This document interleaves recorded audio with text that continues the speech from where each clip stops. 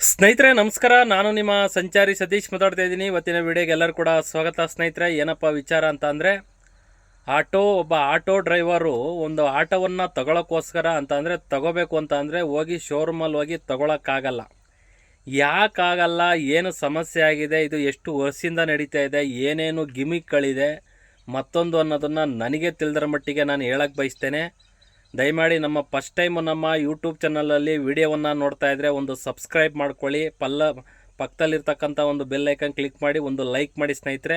ನಿಮ್ಮ ಅನಿಸಿಕೆ ಅಭಿಪ್ರಾಯಗಳನ್ನು ಕಮೆಂಟ್ ಮುಖಾಂತರ ತಿಳಿಸಿ ಸ್ನೇಹಿತರೆ.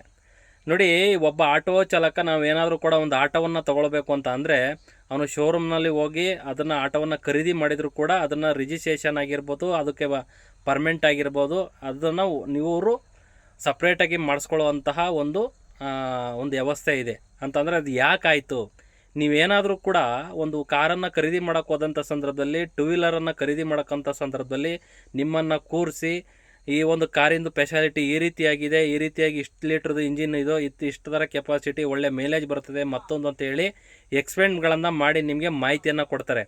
ಆದರೆ ನೀವೇನಾದರೂ ಕೂಡ ಆಟೋವನ್ನು ಖರೀದಿ ಮಾಡೋಕ್ಕೆ ಹೋದಂಥ ಸಂದರ್ಭದಲ್ಲಿ ಇದು ಯಾವುದೂ ನೋಡಲ್ಲ. ಬಜಾಜ್ ಆಟೋನ ಹೋಗಿ ಡೈರೆಕ್ಟಾಗಿ ಹೋಗಿ ಯಾವುದೋ ಒಂದು ಆಟೋ ಕನ್ಸಲ್ಟೆಂಟು ಮತ್ತೊಂದು ಈ ಕಡೆ ಹೋಗ್ಬಿಟ್ಟು ತಗೊಳ್ತಕ್ಕಂಥ ಕೆಲಸವನ್ನು ಮಾಡ್ತಾಯಿದ್ದಾರೆ. ಇದು ಸರಿಸುಮಾರು 30ರಿಂದ 40 ವರ್ಷಗಳ ಕಾಲ ಇದೇ ರೀತಿಯಾಗಿ ಬಂದಿದೆ. ಯಾವೊಬ್ಬ ಆಟೋ ಚಾಲಕನಿಗೆ ಯಾಕೆ ನಾವು ತಗೊಳಕ್ಕಾಗಲ್ಲ ಶೋರೂಮಲ್ಲಿ ಅಂತ ಈ ರೀತಿಯಾಗಿ ಎಷ್ಟೋ ಜನಕ್ಕೆ ಗೊಂದಲ ಇದೆ, ಏನೂ ಕೂಡ ಗೊತ್ತೇ ಇಲ್ಲ. ನನಗೆ ಗೊತ್ತಿರೋಷ್ಟು ನಾನು ಹೇಳ್ತೇನೆ. ನೋಡಿ, ಏನು ಪುಣೆಯಿಂದ ಅಂತಂದರೆ ಪುಣೆಯಿಂದ ಆಟೋಗಳು ಮ್ಯಾನುಫ್ಯಾಕ್ಚರ್ ಆಗಿ ಅಲ್ಲಿಂದ ಒಂದು ಗಾಡಿ ಮುಖಾಂತರ ಬೆಂಗಳೂರು ನಗರಕ್ಕೆ ಬರ್ತವೆ. ಇಲ್ಲಿ ಬೆಂಗಳೂರಿನಲ್ಲಿ ಸರಿಸುಮಾರು ಫ್ರಾಂಚೈಸಿಗಳು ಅಂತಂದರೆ ಇವರು ಫ್ರಾಂಚೈಸಿ ತೊಗೊಂಡಿರೋಂಥದ್ದು ಗಿವರಾಜು, ಅಂಬಾ ಮೋಟ್ರಸ್ಸು, ಏಟ್ ಸ್ಟ್ರೈಕು, ಇವರು 3 ಜನ ಇದ್ದಾರೆ. ಇವರು 3 ಜನ ತಳಗಡೆ ಸರಿಸುಮಾರು 350ರಿಂದ 500 ಜನ ಸಬ್ ಡೀಲರ್ಗಳಿದ್ದಾರೆ. ಇವರು ಮುಖಾಂತರನೇ ಅತಿ ಹೆಚ್ಚಾಗಿ ಆಟೋಗಳನ್ನು ಸೇಲ್ ಆಗ್ತಾ ಇರೋಂಥದ್ದು. ಅಲ್ಲಿ ಶೋರೂಮ್ನಲ್ಲಿ ಏನು ನಿಗದಿಯನ್ನು ಮಾಡಿದ್ದಾರೆ, ಬೆಲೆ ಏನಿದೆ, 2,58,000 ಚಿಲ್ಲರೆ ಏನೋ ಸಮಥಿಂಗ್ ಅಂತ ಅಂದರೆ ಶೋರೂಮ್ನಲ್ಲಿ ಬೋಲ್ಡ್ ಹಾಕಿರ್ತಾರೆ.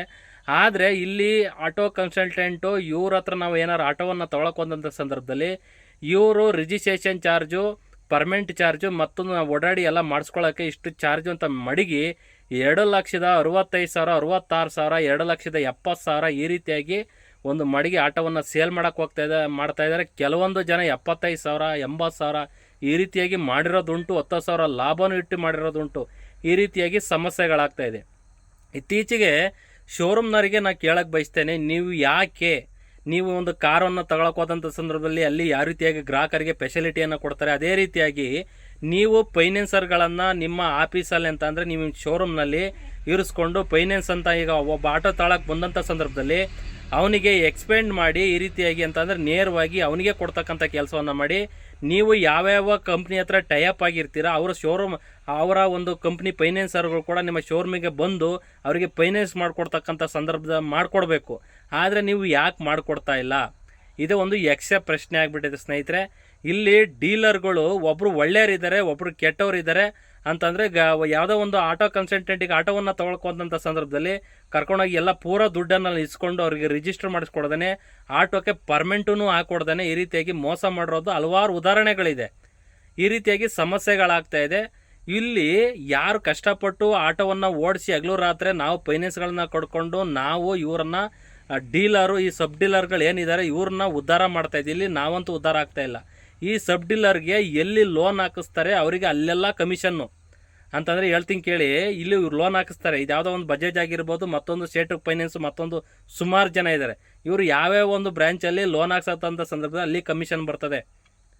ಆಮೇಲೆ ಸೆಕೆಂಡ್ಸ್ಗೆ ಏನಾರು ನೀವು ಅಂತಂದರೆ ಲೋನ್ ಮುಗ್ದಾದ ತದನಂತರ ಮತ್ತೇನಾರು ಲೋನ್ ಹಾಕ್ಸೋಕೆ ಹೋದಂಥ ಸಂದರ್ಭದಲ್ಲಿ HP ಎಂಟ್ರಿ ಮತ್ತೊಂದು ಅಂತ ಹೇಳಿ 10,000 ರೂಪಾಯಿನೂ ಪೀಕ್ತಾರೆ.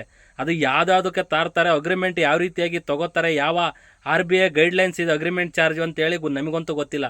ಈ ರೀತಿಯಾಗಿ ಚಾರ್ಜ್ಗಳನ್ನು ಮಾಡ್ತಾಯಿದ್ದಾರೆ. ಯಾರು ಕೂಡ ಗಟ್ಟಿ ಧ್ವನಿಯಲ್ಲಿ ಅವರೇನಾದರೂ ಕೂಡ ಪ್ರಶ್ನೆ ಮಾಡೋಕೆ ಹೋದಂಥ ಸಂದರ್ಭದಲ್ಲಿ ಅವ್ರನ್ನ ಒಂದು ಕುಗ್ಗಿಸ್ತಕ್ಕಂಥ ಕೆಲಸವನ್ನು ಈ ಒಂದು ಸಬ್ ಡೀಲರ್ಗಳು ಏನಿದ್ದಾರೆ ಇವ್ರುಗಳು ಮಾಡ್ತಾಯಿದ್ದಾರೆ.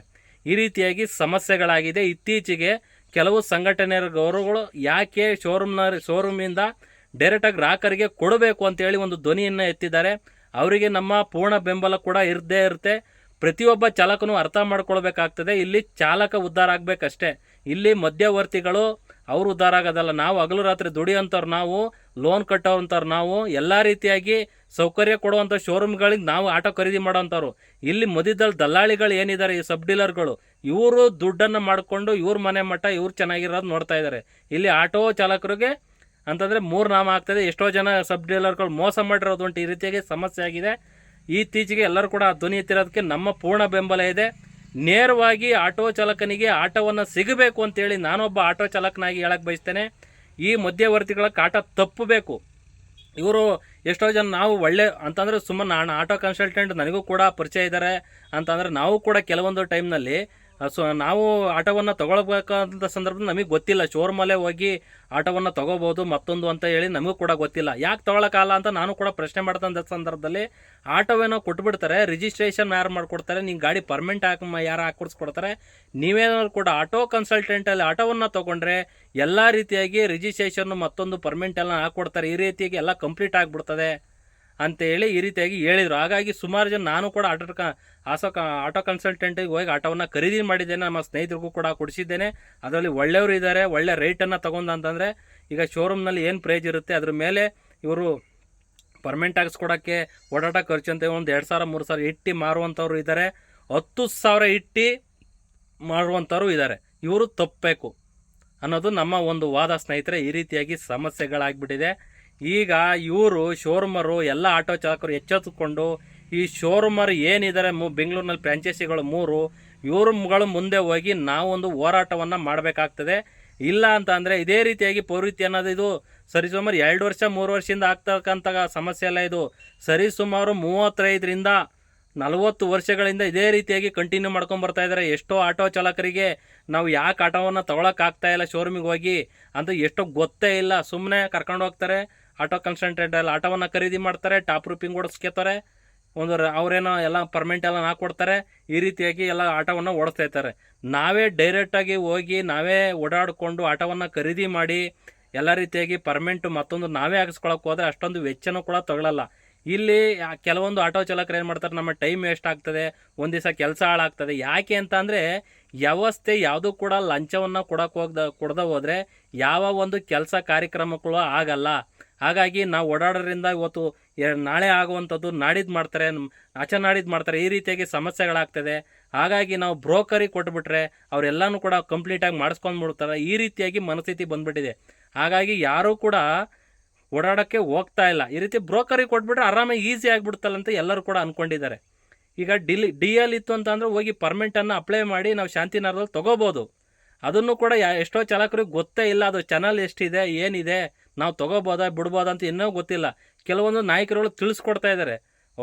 ತಿಳಿಸ್ಕೊಡ್ತಾರೆ, ನಮಗೆ ಯಾಕೆ ಆಫೀಸಿಗೆ ಹೋಗಿ ಆಟೋನ ತಗೊಳ್ಳೋಣ, ಸುಮ್ಮನೆ ಎಲ್ಲನೂ ಅವರೇ ಮಾಡ್ಕೊಡ್ತಾರೆ ಅಂತ ಈ ರೀತಿಯಾಗಿ ಅಂದ್ಕೊಂಡ್ಬಿಟ್ಟಿದ್ದಾರೆ.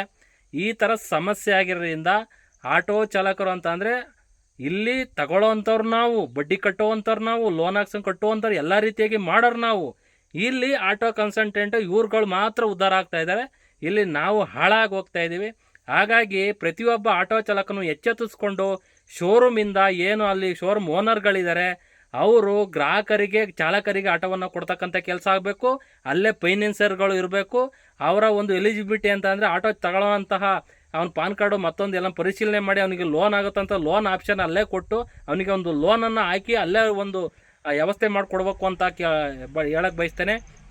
ಹಾಗೆ ಇವರು ಕಮಿಷನನ್ನು ತಪ್ಪಿಸ್ಬೇಕು. ಈ ಆಟೋ ಕನ್ಸಲ್ಟೆಂಟ್ ಎಲ್ಲರಿಗೂ ಕೂಡ ಕಮಿಷನ್ನು ಅಂತಂದರೆ ಒಂದಲ್ಲ ಎರಡಲ್ಲ ಎಲ್ಲ ಕಡೆನೂ ಕಮಿಷನ್ನು. ಲೋನ್ ಹಾಕ್ಸಕ್ಕೆ ಹೋದ್ರೂ ಕಮಿಷನ್ನು, ಈ ಕಡೆ ಸೆಕೆಂಡ್ಸ್ಗೆ ಲೋನ್ ಹಾಕ್ಸಕ್ಕೆ ಹೋದಂಥವ್ರು ಕಮಿಷನ್ನು, ಎಲ್ಲ ರೀತಿಯಾಗಿ ಕಮಿಷನನ್ನು ಕೊಡಬೇಕು. ಯಾವುದೋ HP ಎಂಟ್ರಿ ಮತ್ತೊಂದು ಆಮೇಲೆ ಏನು ಹೇಳ್ತಾರೆ ಅದೇಂದ್ರೆ ಅಗ್ರಿಮೆಂಟ್ ಚಾರ್ಜ್ ಅಂತೆ, ಅಗ್ರಿಮೆಂಟ್ ಚಾರ್ಜನ್ನು ಕೂಡ ಕೊಡಬೇಕು. ಅದು ಯಾವ RBI ಗೈಡ್ಲೈನ್ಸ್ ಇದು ಮಾಡಿದಾನೆ ಗೊತ್ತಲ್ಲ. ಆ ರೀತಿಯಾಗಿ ಈ ರೀತಿಯಾಗಿ ಸಮಸ್ಯೆ ಆಗಿಬಿಟ್ಟಿದೆ. ನೇರವಾಗಿ ಒಂದು ಆಟೋವನ್ನು ಸಿಗ್ತಕ್ಕಂಥ ಕೆಲಸ ಗ್ರಾಹಕರಿಗೆ ಆಗಬೇಕು ಅನ್ನೋದನ್ನು ನಾನು ಈ ಮುಖಾಂತರ ನಾನೊಬ್ಬ ಆಟೋ ಚಾಲಕನಾಗಿ ಆಗ್ರಹ ಮಾಡ್ತೇನೆ. ಈಗ ಏನು ಹೋರಾಟವನ್ನು ಮಾಡ್ತಾ ಇದ್ದಾರೆ ಅದರಲ್ಲಿ ಪೂರ್ಣವಾಗಿ ನಾನು ಹೇಳಕ್ಕೆ ಬಯಸ್ತೇನೆ ಅವರಿಗೆ, ಏನು ಈ ಒಂದು ಸಬ್ ಡೀಲರ್ ಮುಕ್ತ ಆಗಬೇಕು ಅಂತಂದರೆ ಈ ಡೀಲರ್ಗಳು ಏನಿದ್ದಾರೆ ಇವರ ಒಂದು ಆಟೋವನ್ನು ಯಾವುದೇ ರೀತಿಯಾಗಿ ಮಾರಬಾರದು, ಶೋರೂಮಿಂದನೇ ತಗೋಬೇಕು. ಈ ರೀತಿಯಾಗಿ ಒಂದು ವ್ಯವಸ್ಥೆಯನ್ನು ಮಾಡಿ ಇಲ್ಲಾಂತಂದರೆ ಎಲ್ಲ ಚಾಲಕರ ಬೆಂಬಲದಿಂದ ಇದೊಂದು ಮಾಡಿಬಿಟ್ರೆ ಎಲ್ಲ ಆಟೋ ಚಾಲಕರಿಗೆ ಮುಂದೆ ಆಟೋ ತಗೊಳ್ಳೋ ಅಂಥವ್ರಿಗೆ ಎಲ್ಲರೂ ಕೂಡ ಅನುಕೂಲ ಆಗ್ತದೆ ಅನ್ನೋದನ್ನು ಈ ಮುಖಾಂತರ ನಮ್ಮೆಲ್ಲ ಆಟೋ ಚಾಲಕರಿಗಾಗಿರ್ಬೋದು, ಸಂಘಟನೆ ಲೀಡ್ರುಗಳು ಯಾರ್ಯಾರು ಧ್ವನಿ ಅಂತಿದ್ದೀರಾ ಅವರಿಗೂ ಆಗಿರ್ಬೋದು ಈ ಒಂದು ಹೇಳಕ್ಕೆ ಬಯಸ್ತೇನೆ ಸ್ನೇಹಿತರೆ. ನನಗೆ ತಿಳಿದರ ಮಟ್ಟಿಗೆ ನಾನು ಹೇಳಿದ್ದೇನೆ. ಫಸ್ಟ್ ಟೈಮು ನಮ್ಮ ಯೂಟ್ಯೂಬ್ ಚಾನಲಲ್ಲಿ ವೀಡಿಯೋವನ್ನು ನೋಡ್ತಾ ಇದ್ದರೆ ಒಂದು ಸಬ್ಸ್ಕ್ರೈಬ್ ಮಾಡ್ತಕ್ಕಂಥ ಕೆಲಸವನ್ನು ಮಾಡಿ ಸ್ನೇಹಿತರೆ.